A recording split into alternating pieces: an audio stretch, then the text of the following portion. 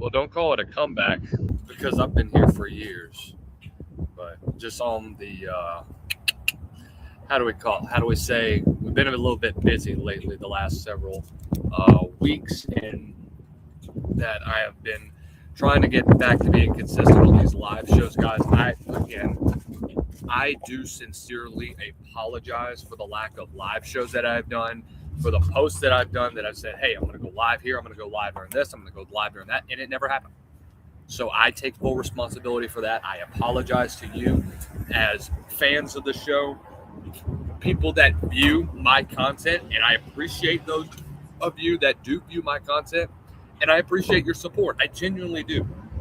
And I will do my best to be better from here on out, trying to improve in that department and try and be more consistent. I do have a set schedule that I want to start implementing on when and what time I want to do these live shows,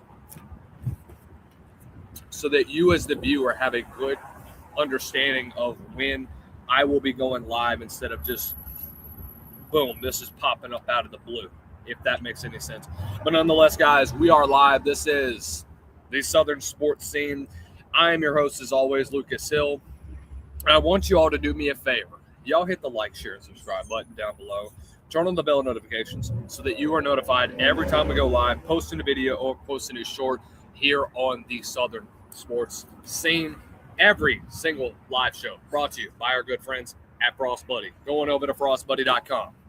You use the promo code SSS15 to get 15% off of your first purchase. Also, thank you to our friends at Chike Nutrition. With 20 grams of protein, 1 gram of sugar, 1 gram of fat, you can get the best start to your day when you use our promo code when you use the link below, and get yourself 10% off on the best coffee available on the market. We've had a lot that we've needed to talk about over the last 3 weeks, and to be quite honest with you, it's things that I think you and I are pretty well aware of, that you and I have seen in the news, seen around social media, and some of you have even asked me about such things. And look, I promise I've been trying to get to it. I get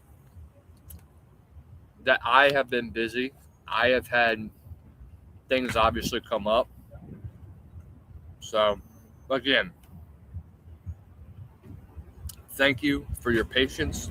Thank you for being just, working with me during this time. We genuinely appreciate you. So, I appeared last week on a radio show talking about my top 10 quarterbacks, what I believe was the top 10 in college football, and I left out one. And we all know what's going to happen. We saw the news yesterday. Ross Ellinger reporting that the NCAA's appeal for the Trinidad Chambliss case has been denied. So now it is official. Trinidad Chambliss is back in college football, which I'm sure a lot of people are not surprised. A lot of people expected this to come. I talked to a lawyer that I am well familiar with, that you are well familiar with, if you've been following me all the way back to my South Carolina days. They've been well aware that this was a situation that would occur. And obviously this is massive, man. I thought that the defense team did a really good job. I think that there is a lot that could have been done better from the NCAA side. But this is the problem with the NCAA. They're not going to be consistent at all. At all. And don't expect this to be an everyday thing that you are going to see. You're not going to see things like this. The reason why is because it depends on the state and the jurisdiction that you have in front of you. The jury were a bunch of Ole Miss fans. The judge is an Ole Miss donor, from what I heard. So he's very connected with the program. Obviously, it was going to go in Trinidad Chambliss' favor. Unfortunately, that can't be the same for a guy like Joey Aguilar. Now, Joey Aguilar's case is a lot different when you compare his stuff to Trinidad Chambliss. because Joey Aguilar tried to play the Diego Pavia card with his JUCO.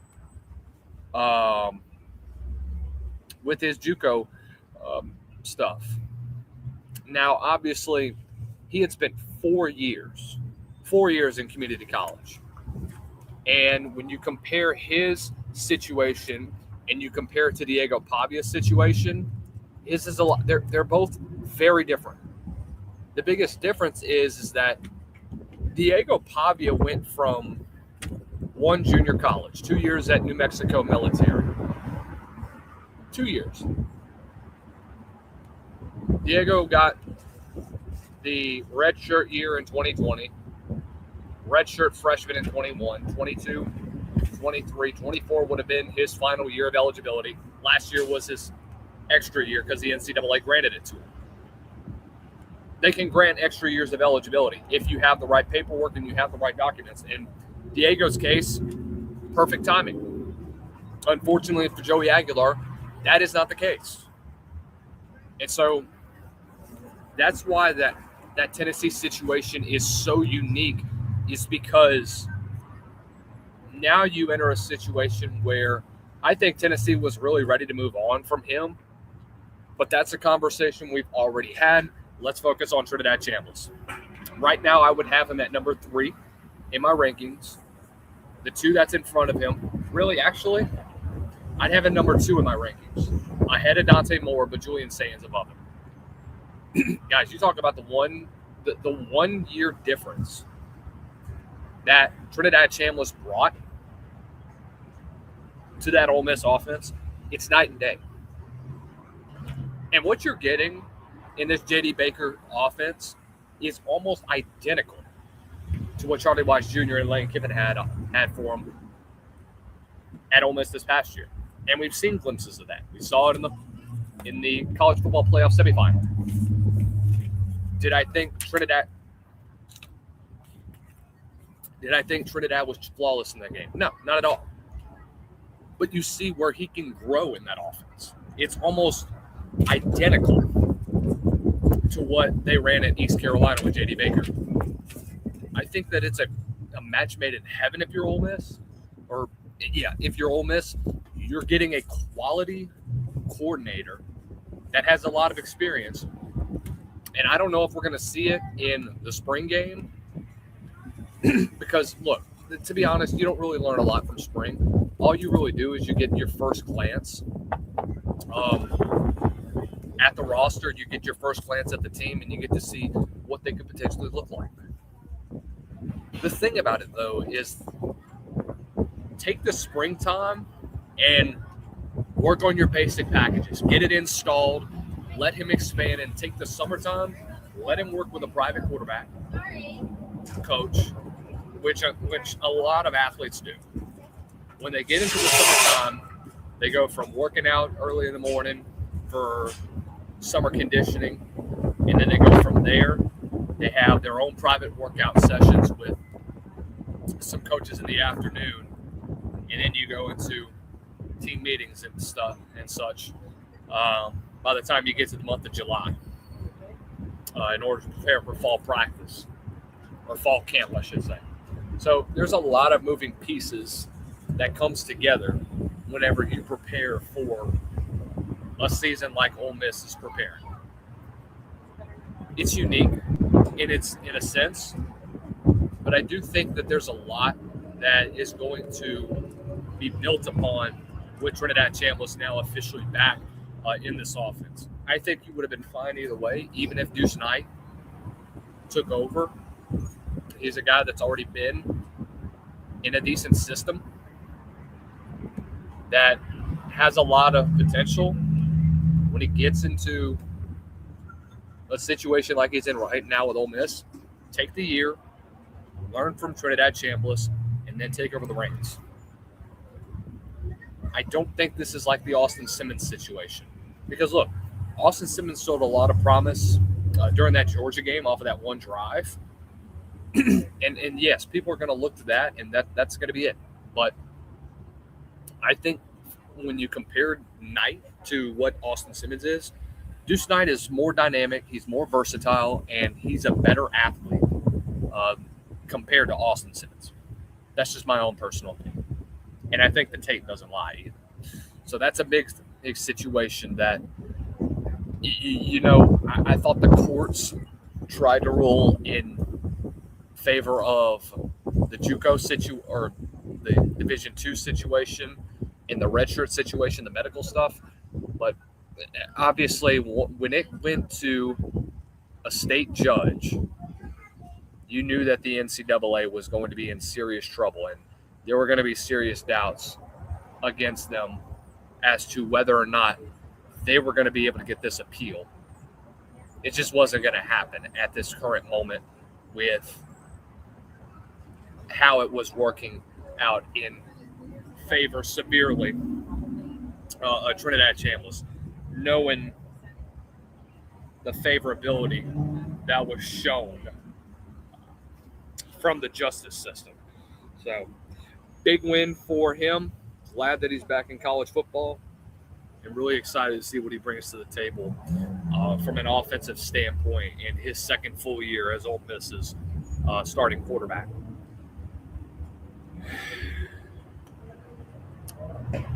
I want to transition to another topic that has caught a lot of attention, and Dan Orlovsky has said that Ty Simpson is a better quarterback than Fernando Mendoza. Now, there's a lot of people that are in disagreement with him.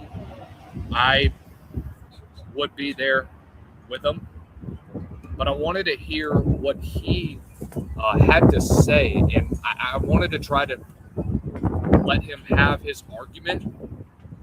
And listen, I get that Dan Orlovsky is allowed to have his opinion, but when your credibility is overshadowed, knowing that you're both being represented by the same agency, what does that tell you? I'm just saying. And this is what he said. I think when you look at the body of work and what was asked of these two quarterbacks, you have to start with the question, who needed to do more to carry their football team to play well? Ty Simpson, and it's not close between the two quarterbacks. Who took more games over throughout the course of the season? Ty Simpson, it's not even close.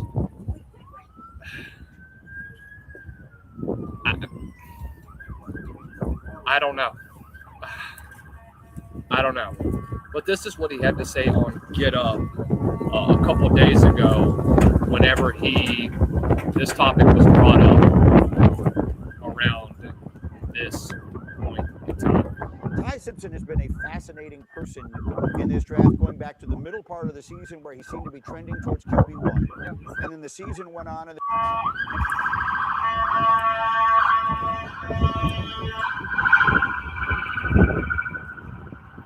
Sorry, there's a little fire truck passing us by. But here we go. There became no question that Fernando Mendoza is going to be the first quarterback taken in this draft. So that is at least a convention of wisdom. And Ty Simpson could fall anywhere in the first round. You have looked at the tapes. What are you seeing? I think Ty Simpson is QB1. I think Ty Simpson is the best quarterback in this class. I think when you look at the body of work and what was asked of these two quarterbacks, you have to start with the question, who needed to do more to carry their football team to play well? Ty Simpson, and it's not close between those two quarterbacks. Who took more games over throughout the course of the season? Ty Simpson. It's not even close. And if we're asking, like, okay, we're trying to see what you are as a player in college and what you're going to be asked to do in the NFL, what translates, I start with, what do you do in terms of panic with football? Because that's really what separates good and great. I would tell you that Ty Simpson is more consistent in that regard. There's not a ton of moments of panic out of Fernando Mendoza, and then there's moments when he immediately drops his eyes and becomes a runner. Ty Simpson more consistent in that. What guy was asked to do more NFL throws? When I say NFL throws, I'm talking 15, 20, 25-yard in routes, crossing routes, deep corner or sail routes. Ty Simpson, and it's not even close in that regard. Downfield throws, the posts and the goes, I think they're close. Mendoza throws a lot of go routes, and he's good at it, but I think they're close. RPO, get it out, that's probably what Mendoza's offense was. Right. And then I think throwing on the move, they're both relatively equal. So when it comes to moments of panic and big throws, real NFL throws, I think it's clearly Ty Simpson. So it is, I mean, to be clear, this will get a lot of attention that you feel this way Sure. because you are, at this point, I think one of the people whose opinions on this stuff matter the most. And everyone has their opinion, and this is certainly going to be an unconventional one. But you're comfortable saying if you had the choice between the two of them, you would take Ty right now. I would much rather have Ty, and I like Fernando Mendoza. This is not to slight Mendoza. Yeah. I would rather have Ty Simpson at the 15 to 20 range than Fernando Mendoza. Okay, that was a lot. Here's where he says that Ty Simpson was more consistent than Fernando Mendoza. Well, I'm trying. I'm trying to not be mean. But listen, I've had a lot of disagreements with Dan Orlovsky recently. I do not believe that he's correct on this one. I just don't. Do I think Ty Simpson had a bad season? No. Do I think there were games where he absolutely struggled to move the football down the field? Yes. Yes. Yes. Yes. You got to understand, man. Fernando Mendoza's lowest completion percentage this year was against Purdue, and they beat him by 50. In games where it mattered most, Ty Simpson against Eastern Illinois threw 2 picks. Now, I get they blew him out 56-0, but he just didn't look good in those 2 games. In big games, yes, Ty Simpson, there were times where he showed up. That 3-game stretch against Georgia, against Vanderbilt, against Missouri on the road. Yes, Ty Simpson showed up. He looked great during that stretch. Absolutely flawless during that stretch. It was like he could do no wrong. You know what the problem was, though? He got sacked 8 times. And that offensive line that had 3 names that I thought was going to be a Joe Moore award-winning offensive line didn't really produce for him. An offensive line that in the preseason I had as top 100 draft picks, 3 of them with Caden Proctor, Parker Brailsford, the 2 headliners that I thought were going to be top 50. Underwhelming. Just being honest with you. Absolutely underwhelming. In the second half of the year, I thought he struggled against LSU at times. I thought he had big moments against Oklahoma where he was excellent driving down the field and then would piss down his leg in the red zone. Against Auburn, where he looked like a deer in headlights. Against Georgia, where he got absolutely outplayed and out-schemed against an elite Georgia defense. Against Indiana, who beat the piss out of him and forced turnovers, could not move the football down the field against him. When you look at Fernando Mendoza, undefeated this year. Were there games where he struggled? Yes. The Iowa game is a great example where they had to come back and win that one, but he came up clutch in that one. Led them on a game-winning drive against Oregon where he led incredible drives in a 2-game stretch in between with Indiana State and Illinois. Now, I understand one of them was a bad football program. They're an FCS team for a reason. But again, it's a then top 10 Illinois team and against an Indiana State team. He had 3 incompletions between the 2 games and had over a 90% completion percentage and 10 freaking touchdowns. What does that mean? What does that mean? So you're going to tell me that Ty Simpson was more consistent than Fernando Mendoza? The stat sheet says sure. When you look at the tape on the field, I don't know what tape that Dan Orlovsky was watching. I don't believe that. I don't. And Pat McAfee, unfortunately, had to call him out on it. And look, they're represented by the same damn agency. The same damn agency. So enjoy this.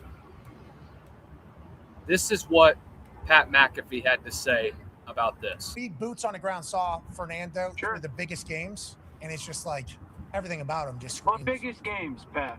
Huh? What biggest games? Let's see. National championship.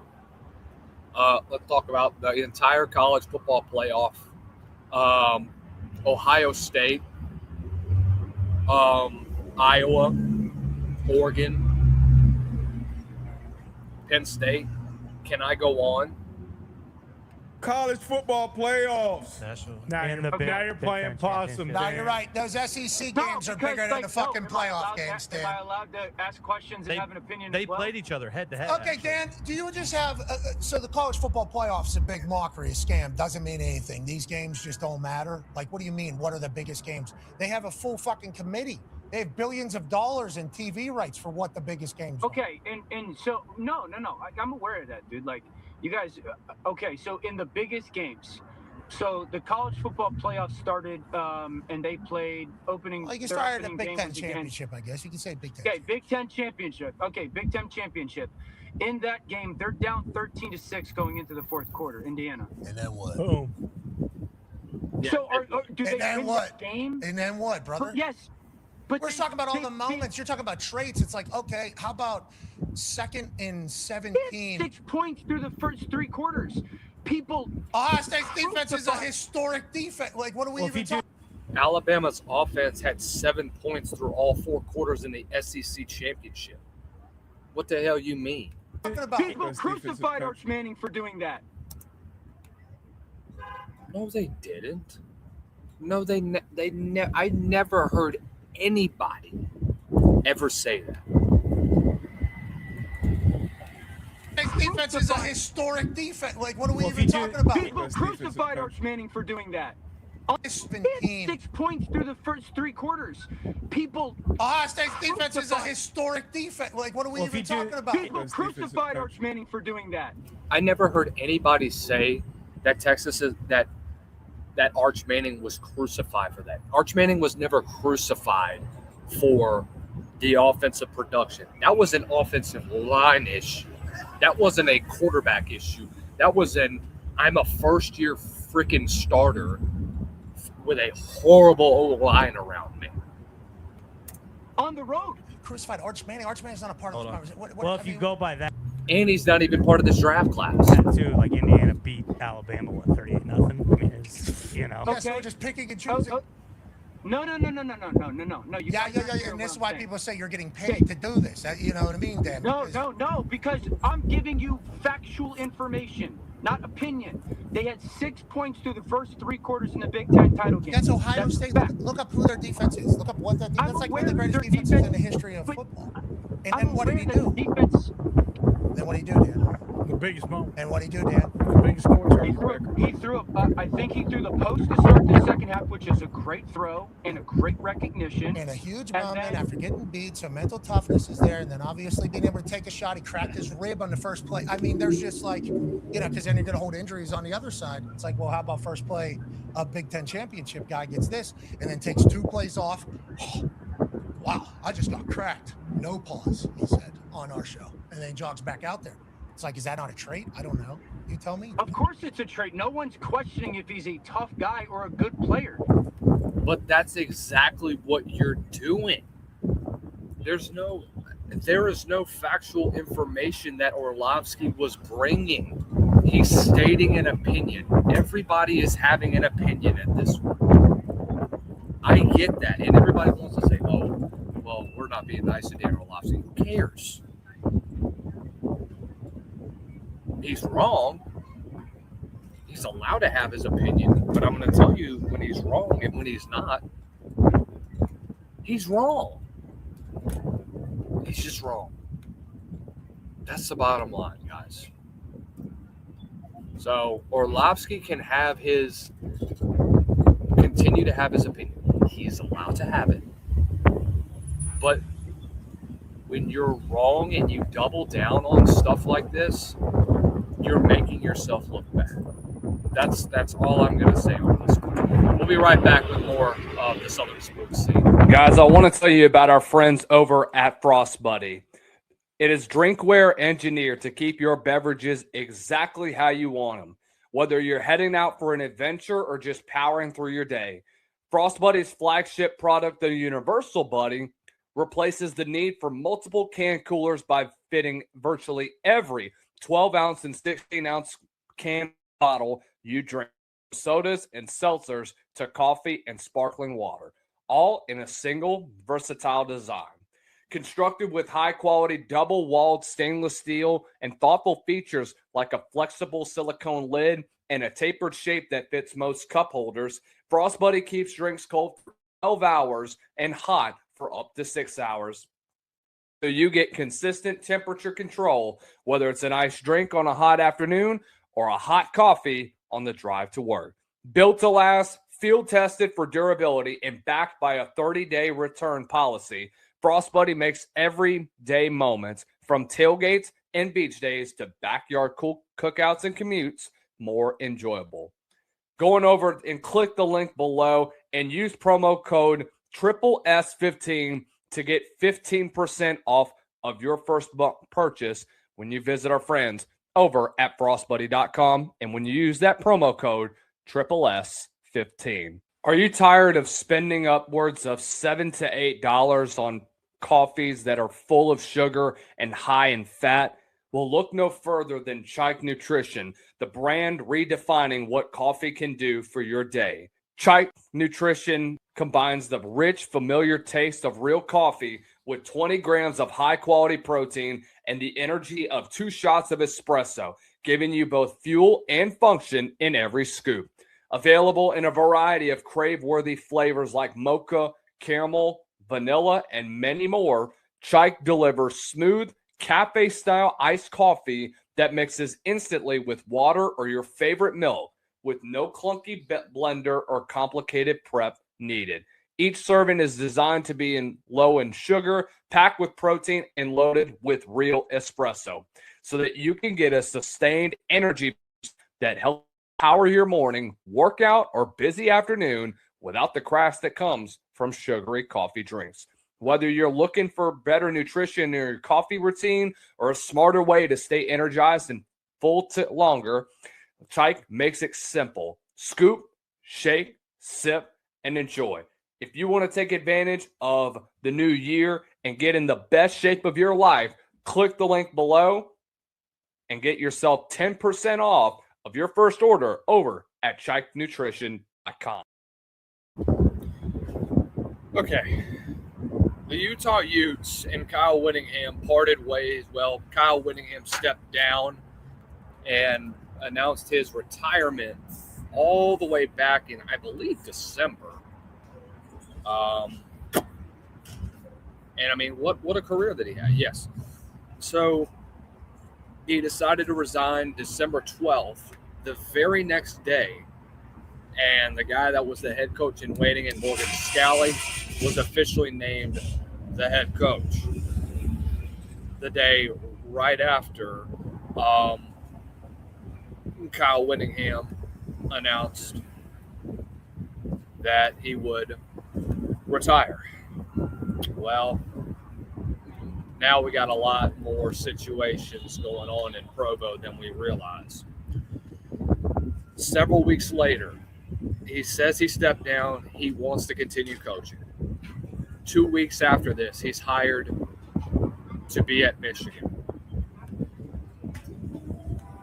A couple days ago, there were documents that were released per KSL Sports that said that Whittingham wanted to remain a Ute. So there were a lot of behind-the-scenes things of what happened. There was a contract tension that ultimately kind of ruined any sort of relationship that Utah had with Whittingham initially. So let's talk about it.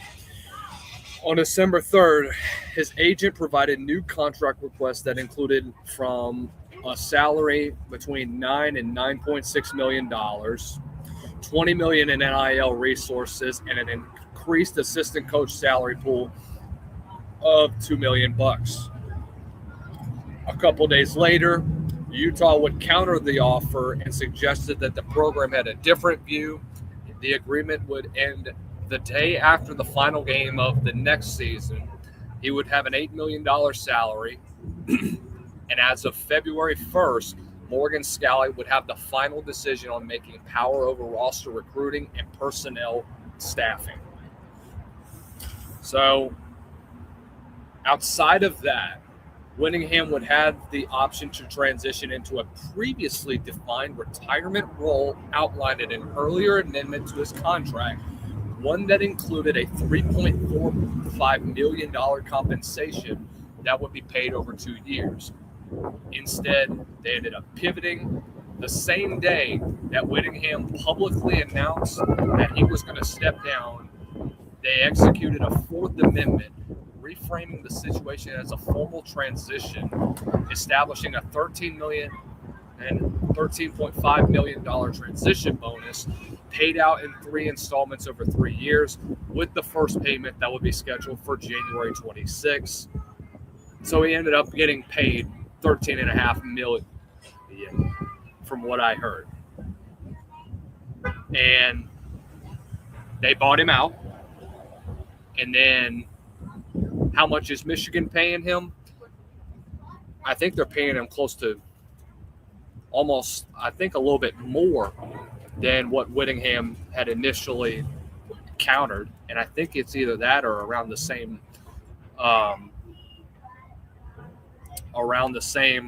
amount of money that he's getting paid. He's going to be making about $8.2 million a year, and it's a bit more than what Utah had countered. So it's $200,000 a little bit more over the course of 5 years. I mean, this is a situation that, in my opinion,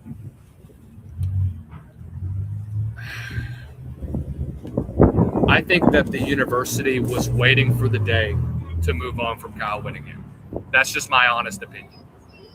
The thing about this is that this was such a long ordeal and such a long legacy that ultimately I think that Scalley was just him being in the reins, ready to become that new head coach. I think administration-wise, I think the relationship soured between him, them and Whittingham, to the point where if neither side could have gotten to an agreement, it was going to be obvious that he was either going to be fired or he was going to be let go at the end of either this season or next season. They were ready for him to go. They wanted to keep him in Provo, but he obviously didn't want the same thing. That's why he's at Michigan right now. And he's getting paid, including the buyout in his contract, over $10 million. Hell of a deal. Absolute hell of a deal.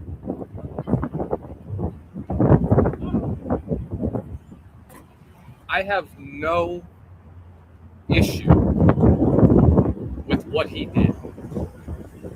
I think it was a business decision at the end of the day for him because, look, Whittingham is just fine. He could have retired. He could have retired last year and have been just fine. But the guy still wants to coach. He's not around that retirement age just yet for a college football head coach. He's 66 years old, and he wants to continue coaching. I think he enjoys coaching, and that's good. That's what he deserves to do.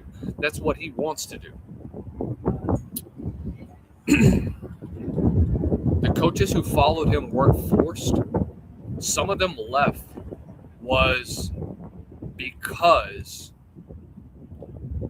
of the many situations that occurred behind the scenes, because administration, they screwed the pooch on this one, because they soured their relationship with Witt. A lot of promises were unkept, and ultimately, you know who it cost at the end of the day? It cost Kyle Whittingham a chance to retire as a Utah U. That's on nobody else but the administration. Now he's going to be given an opportunity to improve significantly Bryce Underwood's career and give Bryce Underwood the quarterback coach that he absolutely deserves and needs to grow as a quarterback. So I'm really excited to see what happens with him. I'm excited to see how he grows. Guys, thank you so much for hopping on in the Southern sports scene. I apologize that this has been kind of a short video. Thank you guys so much for tuning on in. Make sure y'all do us a favor. Hit the like, share, and subscribe button.